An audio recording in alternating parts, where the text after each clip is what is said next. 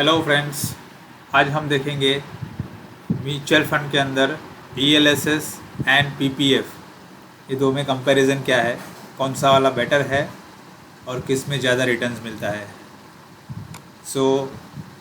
चलिए देखते हैं। ईएलएसएस में आप देख सकते हैं get double benefits, wealth creations and the tax saving in ELSS में अगर आप 1.5 लाख रुपया इन्वेस्ट करते हैं एटीसी के अंदर, तो आप मैक्सिमम 46,800 रुपीज़ सेव कर सकते हैं एटीसी के बेनिफिट में। ये ज़्यादा टैक्स एफिशिएंस है। Stability and terms of the exit fund, अगर आप नॉर्मल फंड में इन्वेस्ट करते हो तो आप 1 साल के बाद रिडीम कर सकते हैं। ईएलएसएस के अंदर 3 साल का लॉकिंग पीरियड होता है, तो फंड्स मैनेजर को सूटेबिलिटी होती है कि वो लॉन्ग टर्म के लिए इन्वेस्टमेंट कर सके, तो वहाँ पर चांसेस है कि हायर रिटर्न वो जनरेट कर सके।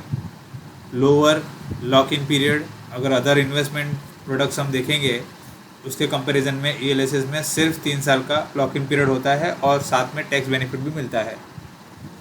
कॉस्ट एवरेजिंग, अगर आप एसआईपी के माध्यम से ईएलएसएस में इन्वेस्ट करते हैं तो आप हर महीने थोड़ा थोड़ा इन्वेस्ट करके आपकी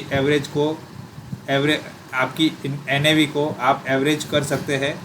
उस तरीके से आपका cost of investment average out हो जाता है।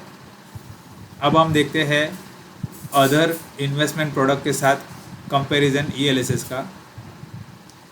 PPF, NSC, tax saving FDs, post office and ELSS के साथ हम कंपैरिजन करते हैं। लॉक इन पीरियड पीपीएफ में 15 साल, एनएससी में 5 इयर्स, टैक्स सेविंग एफडीज में 5 इयर्स, पोस्ट ऑफिस में 5 इयर्स एंड ईएलएसएस में 3 साल।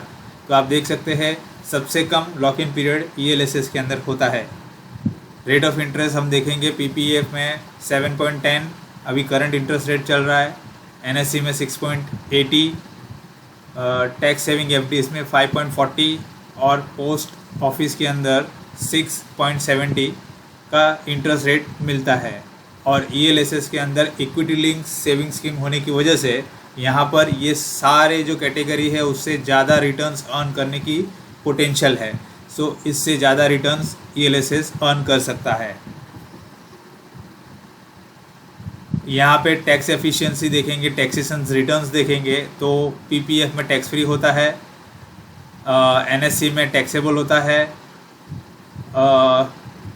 टैक्स सेविंग एफडीज के अंदर टैक्सेबल होता है, पोस्ट ऑफिस के अंदर टैक्सेबल होता है और ईएलएसएस के अंदर सिर्फ कैपिटल गेन के ऊपर 10% टैक्स लगता है और वो भी बहुत नेग्लिजिबल होता है कंपेयर अगर अदर इन्वेस्टमेंट के साथ रिटर्न्स को कंपेयर करेंगे तो।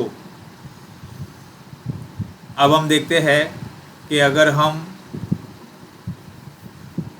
1.5 लाख रुपया इन्वेस्ट करते हैं हर साल, तो अब तक हमने कितना पैसा इन्वेस्ट किया। Investment amount is 30 lakh rupees.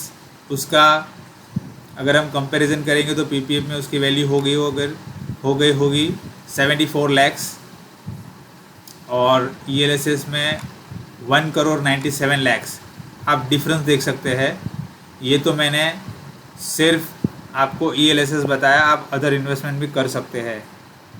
Friends, I hope आपको पता चल गया होगा कि ईएलएसएस और पीपीएफ में कौन सा बेटर है। ऑब्वियसली आप ईएलएसएस में इन्वेस्ट करेंगे तो अदर कैटेगरी इन्वेस्टमेंट से ज़्यादा रिटर्न्स अर्न कर सकते हैं।